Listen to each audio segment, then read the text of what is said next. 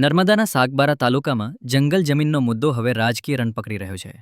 ખોપી સહિત 280થી વધુ ખેડૂતો વર્ષોથી જંગલ જમીન પર ખેતી કરી રહ્યા છે. પરંતુ છેલ્લા 1 વર્ષથી ફોરેસ્ટ વિભાગ દ્વારા ખેતીમાં અડચણો ઊભી કરવામાં આવી રહી હોવાના આક્ષેપો થયા છે. ખેડૂતોના સમર્થનમાં ભાજપ જિલ્લા મહિલા સંગઠનના ઉપપ્રમુખ લીલાબેન વસાવાએ પોતાના હોદ્દા પરથી રાજીનામું આપી દીધું છે. તેમનું કહેવું છે કે કાયદો બધા માટે એક સમાન હોવો જોઈએ અને ખેડૂતોને ન્યાય મળવો જોઈએ.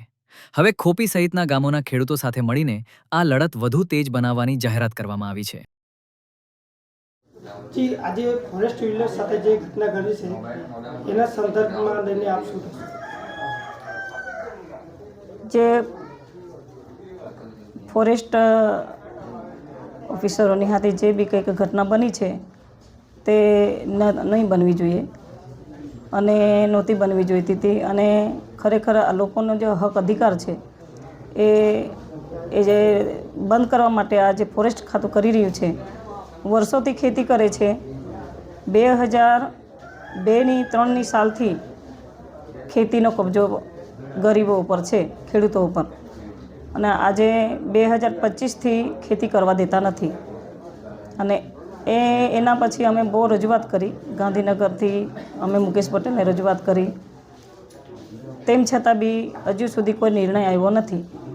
એના પછી અમે આ તારીખ 6-7ના દિવસે અમે જંગલમાં ખેડૂતો સાથે ગયા અને ગયા પછી તરત જ થોડીક વારમાં લોકોને ખબર પડી કે ભાઈ ખેડૂતો અહીંયા આવ્યા છે ખેડાણ કરવા માટે, એ તરત જ પોલીસનો ફોર્સ બોલાવી લીધો, એસઆઈપી ગ્રુપનું, અને પછી રેન્જ ફોરેસ્ટનો આખો કાફલો આવી ગયો અને અમારા આખા ખેડૂતોને ઘેરી લીધા. પછી આ લોકોને ખેડવા માટેના જે હળ છે કે બળદો બધા બાંધી દીધા, ભૂખ્યા તરસ્યા, અને અમારી પબ્લિક બધી ભૂખી તરસી તાપમાં બેઠા, ધરણા પર બેઠા હતા, શાંતિથી બેઠા હતા કે ભાઈ અમારી જમીનમાં અમે બેઠા છે, અમને જમીન જોઈએ છે, અમને જમીન કરવા દો. ઉમરપાડા તાલુકાના લોકો ખેડૂતો ખેતી કરે છે તો એને તમે નહીં રોકતા, અમને કેમ રોકો છો? અમારી જમીન અમને પાછી આપો. એવું પછી ખેડૂતો એવું કરીને બેઠા હતા. એટલામાં રેન્જ ફોરેસ્ટના વોચમેનો 2 જણ દોડી આવીને કુહાડાથી હુમલો કર્યો અમારા ખેડૂત ભાઈ ઉપર. અને પછી ઝપાઝપી થઈ અને એટલું બધું થયું કે મારીને પછી ગાળાગાળી થઈ. એના પછી જંગલ ખાતાના કર્મચારીઓએ એટલો હુમલો કર્યો, તેમ છતાં જે જંગલ ખાતાના ફોરેસ્ટરો જે વોચમેનો ઉપર કોઈ એક્શન ના લીધું.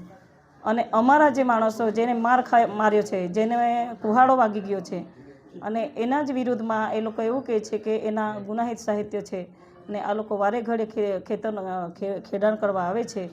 તો એવું કરીને પછી અમારા ઉપર આક્ષેપ મૂક્યા.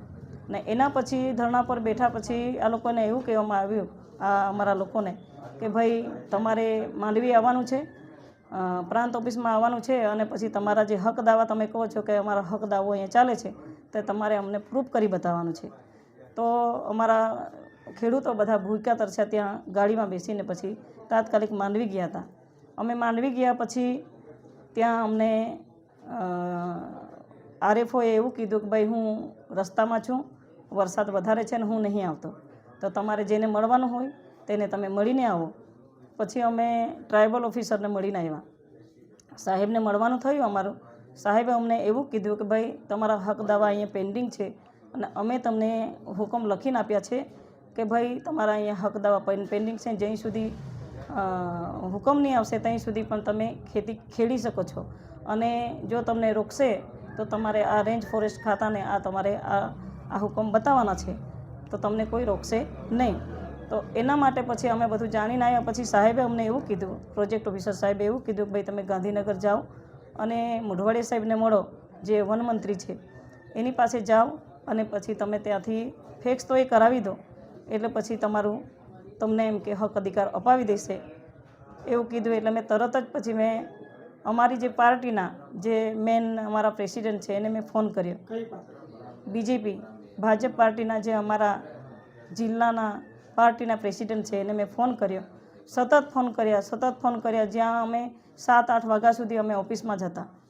તેમ છતાં સાહેબે ફોન નહીં ઉપાડ્યો. એટલે પછી નારાજ થઈને પછી મેં સંસદને ફોન કર્યો, મનસુખભાઈ સાહેબને. મનસુખભાઈએ મને રિસ્પોન્સ આપ્યો કીધું કે ભાઈ તમારા પ્રેસિડેન્ટને તમે ફોન કરો, તમે એને રિક્વેસ્ટ કરો કે એપોઇન્ટમેન્ટ લઈ લે, અમે તમારી સાથે છે, આપણે બધા ગાંધીનગર જઈશું અને રજૂઆત કરીશું અને અમે તમારી સાથે છે એવું.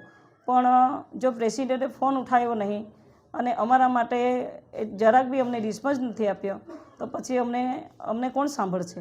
અમારી પબ્લિકને કોણ સાંભળશે? અને મારો હોદ્દો શું કામનો? જો હું પાર્ટીના આધીન રહીને હું પાર્ટીનું આટલું બધું કામ કરું છું અને તેમ છતાં પાર્ટી ના સાંભળે, પાર્ટીના આગેવાનો મને ના સાંભળે, તો પછી મારા પબ્લિકનું શું થશે?